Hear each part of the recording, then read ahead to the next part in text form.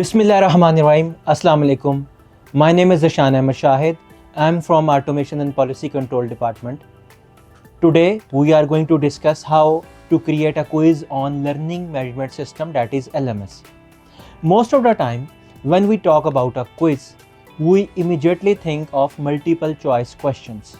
However, it's important to remember that a quiz can include various other forms, that is true false, matching, short answers, and even essay type questions. Well, for today, we will focus only on MCQs. As you know, in order to maintain academic integrity, quiz की transparency बहुत matter करती है, as it is essential to have a large question bank available in the system. अब quiz bank को कैसे बनाना है, ये हम अपने प्रीवियस लेक्चर में डिस्कस कर चुके हैं. अगर आपके पास क्वेश्चन बैंक होगा तो स्टूडेंट्स को एक दूसरे से डिफरेंट क्वेश्चन नज़र आ रहे होंगे while they are attempting the quiz even though they are sitting in the same exam room. तो शुरू करते हैं हम आज का टॉपिक. LMS पे लॉगिन करने के बाद आप अपने उस पर्टिकुलर कोर्स को ओपन करेंगे जहां पे आप अपनी असेसमेंट प्लान करने जा रहे हैं. यहाँ स्क्रीन के राइट साइड के ऊपर आपको एडिट मोड का बटन नज़र आ रहा है, आप इसे ऑन कर लें. Turn editing on. Scroll down करके आप अपने उस पर्टिकुलर वीक में आ जाएं जहां पे आप अपनी असेसमेंट प्लान करें. For example at the end of 4th week में अपनी इस असेसमेंट को प्लान कर रहा हूं, तो मैं यहां पर 4th वीक के एंड पर इस प्लस के बटन को क्लिक करता हूं, ऐड एन एक्टिविटी और रिसोर्स. तो मेरे सामने एक विंडो ओपन हो जाती है. इसमें से मैं वेरियस ऑप्शंस में से क्विज़ को सिलेक्ट करता हूँ. जैसे मैं क्विज़ पे क्लिक करूँगा मेरे सामने एक स्क्रीन ओपन हो जाएगी. मुझे यहाँ पर क्विज से रिलेटेड डाटा फिल करना है. फॉर एग्जांपल मैं प्री मिड क्विज़ लेने के लिए जा रहा हूँ. यहाँ नीचे डिस्क्रिप्शंस में ये वो इंस्ट्रक्शंस हैं जो आप अपने स्टूडेंट्स को देना चाह रहे हैं. आप चाह रहे हैं कि स्टूडेंट जैसे ही क्विज़ को परफॉर्म करने के लिए क्विज़ पे क्लिक करने के लिए आए तो उसको ये इंस्ट्रक्शन नज़र आए. याद रहे यहाँ पर डिस्प्ले डिस्क्रिप्शन का बटन जब तक आप ऑन नहीं करेंगे ये इंस्ट्रक्शन बच्चों को नज़र नहीं आए. टाइमिंग पे आप क्लिक करते हैं open the quiz and close the quiz, यानी कि आप सिस्टम को बताएंगे कि आप किस टाइम पर ये क्विज़ प्लान कर रहे हैं. यहाँ से अनेबल ऑन आप ऑन कर दें. फॉर एग्जांपल आपने यहाँ से डे सेलेक्ट कर लिया है, मंथ सेलेक्ट कर लिया है. उसके बाद आप अगर मैं ये चाह रहा हूँ कि मैं सुबह 8 बजे इस क्विज़ को ओपन करूं तो मैं यहाँ से 8 सेलेक्ट करूँगा और इसी तरह से मिनट्स को भी अकॉर्डिंगली एडजस्ट करूँगा. इसी तरह से क्लोजिंग टाइम को भी यहाँ पर ये क्लॉक 24 आवर फॉर्मेट को फॉलो करता है. अगर मैं ये चाहता हूँ कि स्टूडेंट शाम 4 बजे तक क्विज़ को अटैम्प्ट कर सकें तो मैं यहाँ से 16 सेलेक्ट करता हूँ और इसी तरह मिनट्स को भी अकॉर्डिंगली सेलेक्ट करता हूँ.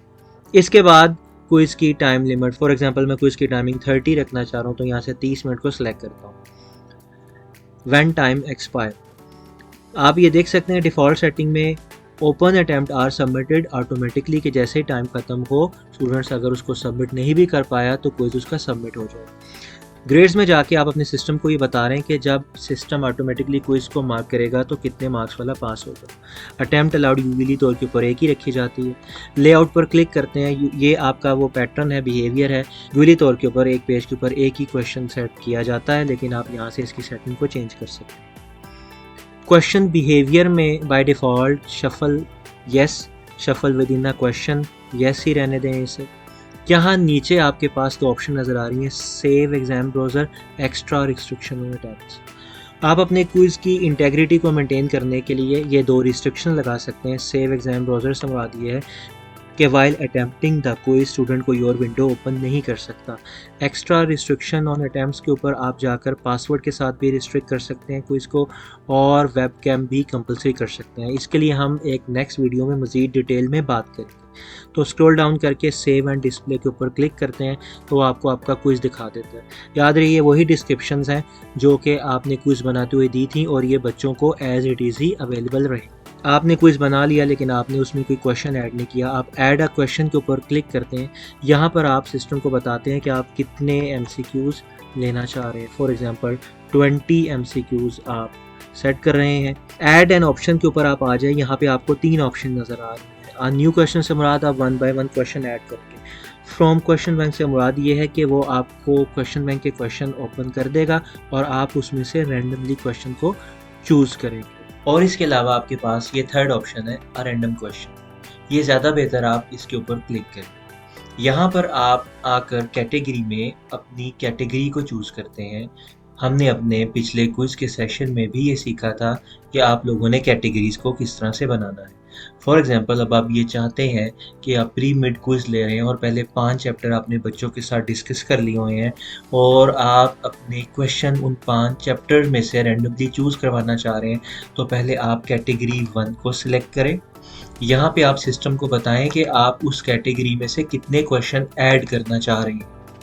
जैसे ही आप number of random question select करेंगे, ऐड रैंडम क्वेश्चंस पर क्लिक करते साथ ही सिस्टम आपको उसमें से 5 क्वेश्चन ऐड कर देगा। अब इस तरह से हम अगेन यहाँ पर मौजूद ऐड के बटन के ऊपर क्लिक करते हैं, रैंडम क्वेश्चन पर जाते हैं। यहाँ से अब हम कैटेगरी 2 सिलेक्ट करेंगे, चैप्टर 2, और सिस्टम को बताएंगे कि वो यहाँ से for example 5 more questions add कर दें। तो ऐड रैंडम क्वेश्चन पर क्लिक करते ही अब आप देख सकते हैं यहाँ टोटल 10 क्वेश्चन हो चुके हैं, एंड सो ऑन। इस तरह से आप अपनी वेरियस कैटेगरीज में से अपने क्वेश्चंस को ऐड कर लेंगे और यूं आपका क्विज बैंक प्रिपेयर होता चला जाएगा। तो इस तरह से ऐड रैंडम क्वेश्चंस पर क्लिक करके आप क्वेश्चंस ऐड करते जाएं। यहाँ मैं आपको ये बात बता दूं कि बाय डिफ़ॉल्ट सिस्टम में एक MCQ क्वेश्चन 1 नंबर का ही होता है, और अब आप अपनी मर्ज़ी से जितने भी MCQ बनाते चले जाएंगे। यहाँ मैक्सिमम ग्रेड को आप एडिट करके उतने मार्क्स पे सेव कर सकते हैं। लाइक मैंने यहाँ पर अगर 20 MCQ बना लिए हैं तो मैं मैक्सिमम मार्क्स 20 रख के सेव कर दूँ। दूसरी बात जो कि पहले से ज़्यादा अहम है वो ये है कि आपको याद होगा कि क्विज़ को बनाते हुए हमने यहाँ पर ग्रेड 2 पास मार्क्स दिए थे। बाय डिफ़ॉल्ट सिस्टम में एक क्विज़ 10 मार्क्स के साथ सेट किया गया। अब अगर आप क्विज़ को बनाते हुए इन मार्क्स को 10 से ज़्यादा सेट करते तो सिस्टम उसको एक्सेप्ट नहीं करता। लेकिन चूँकि अब आप 20 मार्क्स बना चुके हैं और आप अपनी मर्ज़ी से ग्रेड 2 मार्क्स लाइक 12 जो भी आप चाहें वो सेट कर सकते हैं। इस वक्त सिस्टम अब चूँकि आप MCQ ज़्यादा बना चुके हैं तो सिस्टम आपको ग्रेड 2 पास मार्क्स अपनी मर्ज़ी से एडजस्ट करने देगा। मैं उम्मीद करता हूँ कि आज का सेशन आपके लिए बहुत ज़्यादा यूज़फुल रहा होगा। अगर इस सेशन से रिलेटेड आपका कोई क्वेश्चन या फर्दर एक्सप्लेनेशन आपको रिक्वायर है तो स्क्रीन पर आप हमारा ईमेल आईडी देख रहे हैं, आप हमसे कांटेक्ट कर सकते हैं। इंशाल्लाह बहुत जल्द आपसे मज़ीद एक और सेशन में मुलाकात होगी। अपना बहुत सारा ख्याल रखें। अल्लाह हाफ़िज़।